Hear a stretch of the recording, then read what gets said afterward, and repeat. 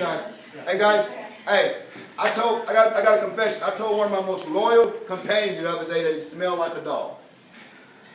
And my companion and my friend is a 100-pound German Shepherd. But he stays in the house with me. And my wife looked at me like I was crazy when I said, Spark, you smell like a dog. Well, because Sparks always lived in the house with me, but his nature is he's a dog.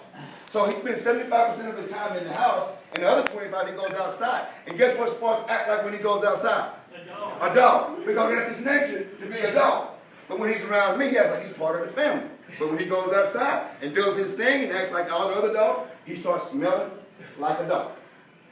Hey, sometimes, some of us, when we're in our environment, our control environments, we look good. Like on Sunday mornings, we look good. But when we get out of those control environments, we sometimes look and smell like a dog. You look like your nature. And let me go ahead and tell you, your nature is you're a natural born sinner. That's your nature. You got two natures. You got a sinful nature and I hope there's a spiritual nature. And your sinful nature is constantly trying to make you look and smell like a dog.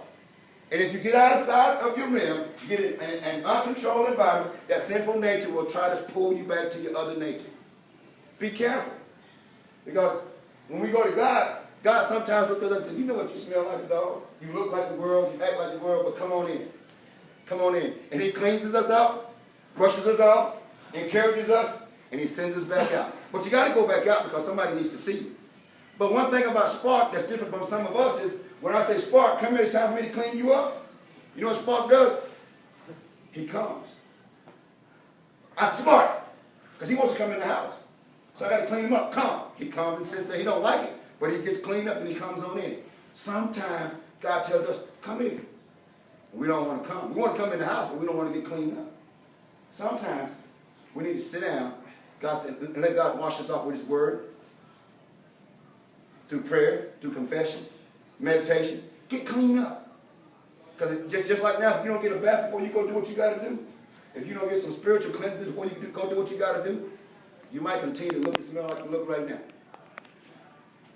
Let's don't be like a dog. And let's don't be like the world. When he says, come, let's go. It doesn't feel good, but you feel clean when you leave. God bless you and keep you, man. Appreciate you.